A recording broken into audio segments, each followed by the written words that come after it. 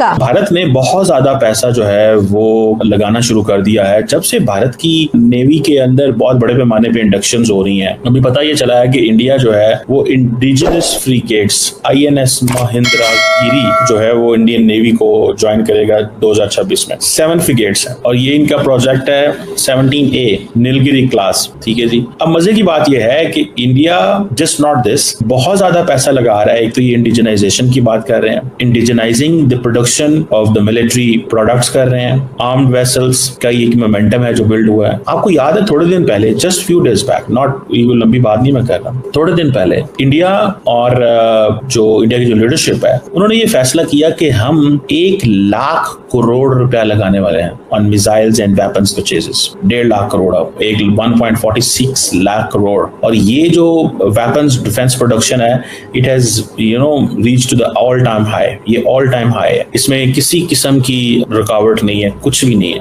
They are doing the lethal job. वो एक lethal job कर रहे हैं इस वक्त कि वो कहते हैं कि जी हाँ हमें हर कीमत के ऊपर जो है वो तबाही मचानी है। और वो क्या तबाही है कि हमें हर कीमत के ऊपर वेपन्स भी खरीदने हैं, मैसेजिंग भी करनी है।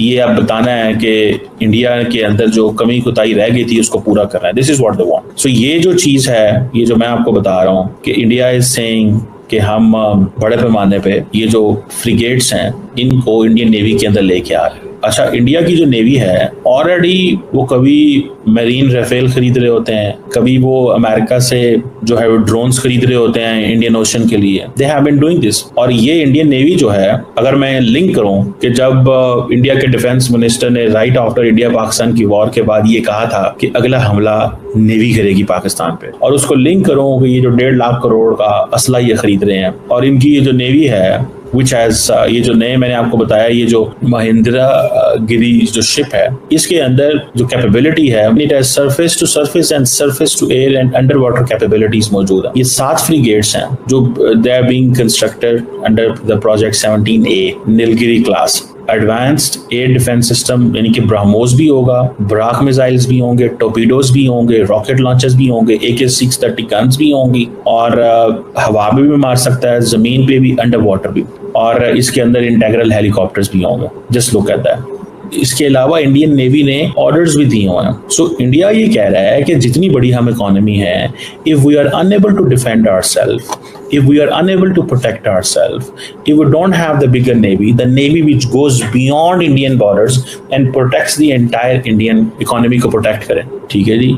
और ये सारी की सारी ये जितनी भी सीरीज के ये नीलगिरी जो है सीरीज के ये जो 2026 में इनकी ये सारी डिलीवर हो जाएंगे और ये सारे इंडिजिनसली डेवलप्ड हैं। कहा जा रहा है कि तकरीबन 75% जो कंटेंट है दैट इज इंडिजिनस और 25% जो है 25% इज ऑल इम्पोर्टेड कंपोनेंट्स, जिसमें टर्बाइन्स हैं जो कि जनरल इलेक्ट्रिक अमेरिका से आती हैं, फिर सर्वेलेंस, गाइडेड रडार कुछ इजराइल से लिए हुए हैं, Barak surface to air missile जो है वो इंडिया और इजराइल ने मिल के बनाया है। तो आप देख रहे हैं इंडिया इजराइल का कोऑपरेशन। हम अक्सर ये बात करते हैं कि इंडिया इजराइल जो है वो they can do this, they can do इस तरह की चीजें जो है वो कर सकते हैं। The most important point for here जो मेरे लिए इंपॉर्टेंट है वो ये है कि इंडियन नेवी जो है वो बड़े पैमाने पे ये जो प्रोजेक्ट 17A ये जो स्टेल्थ फीचर्स भी इनके अंदर मौजूद है और इसमें ये भी आप देख लें जो इंडिजिनस डेवलपमेंट के ऊपर वो काम कर रहे हैं कि हमें मेक इन इंडिया करना है। सो दे आर स्पेंडिंग, ये जो उन्होंने कहा था ना कि हम 1.5 लाख करोड़ 1.46 लाख करोड़ लगा रहे हैं, तो ये बड़ा पैसा लगा रहे हैं और अब इन्होंने ब्यूरोक्रेसी को साइड पे किया एंड दे हैव कंसीडर्ड कि this make in India policy is crucial for security and prosperity. बहरहाल ये चीज है कि ऑपरेशन सिंदूर के बाद एक थोड़ी सी उन्होंने तैयारी पकड़ ली है।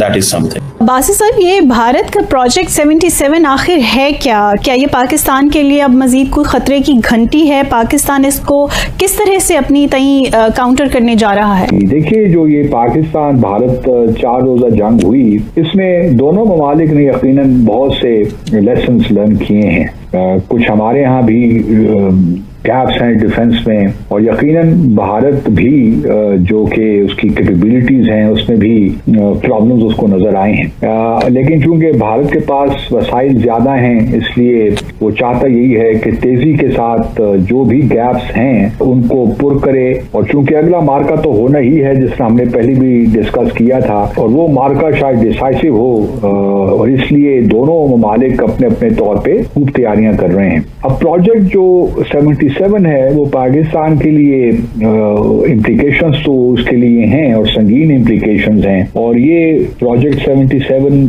भारत की नेवी से मुताल्लिक है। और नेवी में दिलचस्प बात यह है कि अब उन्होंने फैसला किया है कि अगले 5 सालों में उनके पास 6 न्यूक्लियर सबमरीन होनी चाहिए, न्यूक्लियर पावर्ड। और ये बड़ी इंपॉर्टेंट बात है क्योंकि न्यूक्लियर सबमरीन का मतलब ये है कि एक तो वो पानी के अंदर ज्यादा अरसे तक ड्यूरेशन के लिए रह सकती हैं और फिर जो है उनकी स्पीड भी ज्यादा हो जाती है। तो ये एक बड़ा इंपॉर्टेंट प्रोजेक्ट है। और अगले 5 सालों में जो हमें खबरें मिल रही हैं भारत से वो यही हैं कि 5 से 10 सालों में, 5 सालों में तकरीबन भारत $28 बिलियन अपनी नेवी पे खर्च करने जा रहा है। और ये जो 6 nuclear submarine, nuclear powered submarine हैं, ये जो है इसमें ऑब्वियसली ब्रह्मोस के साथ भी इसको कंपैटिबल, जो उनका ब्रह्मोस मिसाइल उसके साथ कंपैटिबल बनाया जा रहा है। और तो ये हमारे लिए एक परेशान कुन खबर तो होनी चाहिए। पाकिस्तान का जहां तक ताल्लुक है,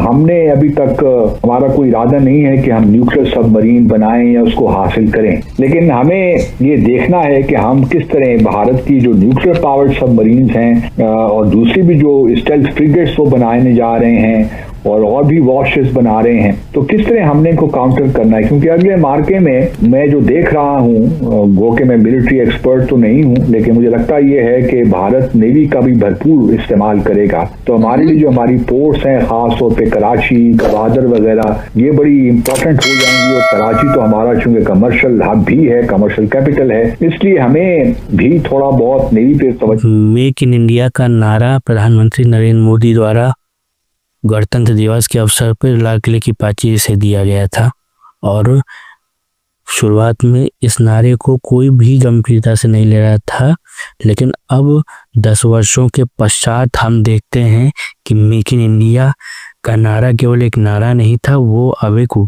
वास्तविक रूप धारण कर चुका है। और धीरे धीरे हर वो चीज़ जो कभी भारत में बनना तो छोड़िए, असंभल होना भी मुश्किल था, वो भारत में न केवल स्वदेशी रूप से बन रही है बल्कि उसको एक्सपोर्ट भी किया जा रहा है अन्य देशों को। इसी कड़ी में हमारे सामने सबसे उत्कृष्ट उदाहरण है भारतीय नौसेना। जी हाँ, भारतीय नौसेना के इस समय जितने भी जंगी जहाज हैं वो भारत में ही स्वदेशी डिज़ाइन, टेक्नोलॉजी और स्वदेशी स्टील द्वारा ही बनाए जा रहे हैं, तथा उन्हें बनाने का कार्य भी स्वदेशी शिप यार्ड्स द्वारा ही किया जा रहा है।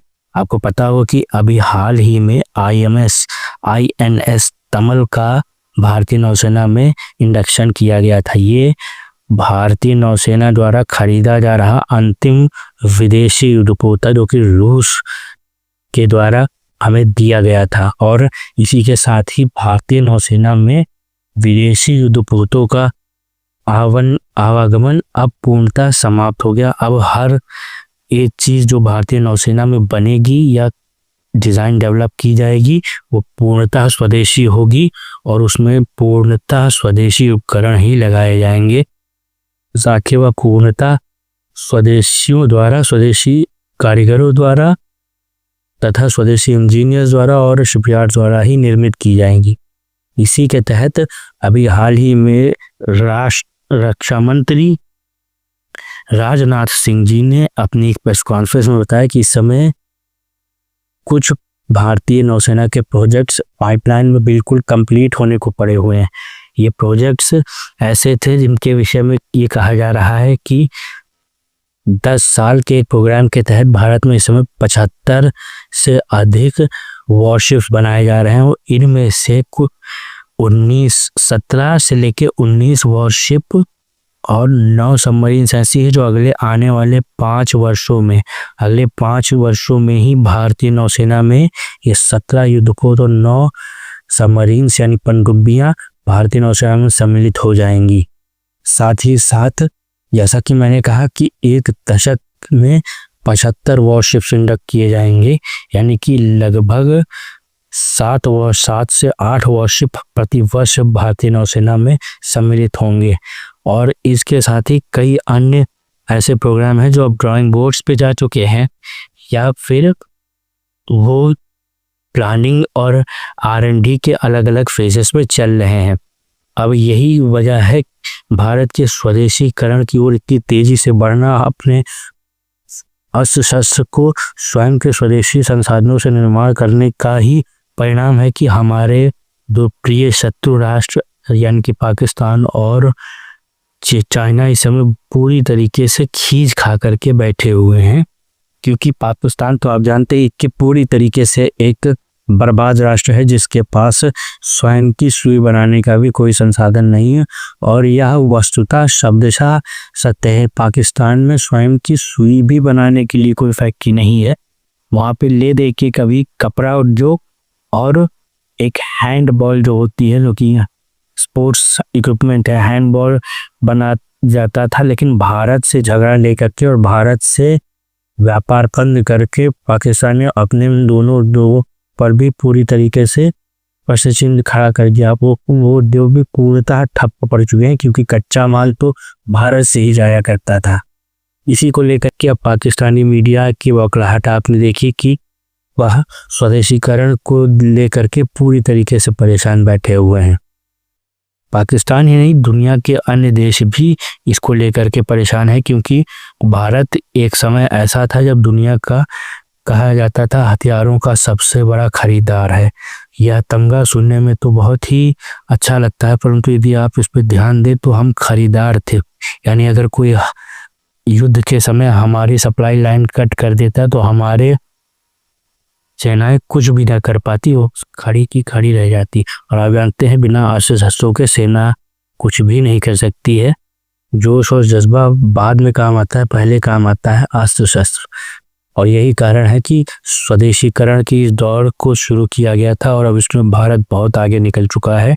और अब लगभग 80% से लेकर के 90% तक हमारे शस्त्रागार में जो अस्त्र शस्त्र आ रहे हैं, जो गोला बारूद आ रहा है, जो नई नवीनतम टेक्नोलॉजीज आ रही हैं, वो भारत की स्वयं की विकसित की हुई हैं, या फिर हमने उन्हें बाहर से खरीद करके उनका स्वदेशीकरण करके उन्हें अपने अंदर असिमुलेट किया है और पूर्णतः उस पर अपने ढंग से काम करना चालू कर दिया है। इसी का परिणाम है कि आज भारत की सशस्त्र सेनाएं इतनी अधिक तेजी से अपने हथियार बना पा रही हैं। आपको यह वीडियो कैसा लगा मित्रों, हमें कमेंट में अवश्य बताएं।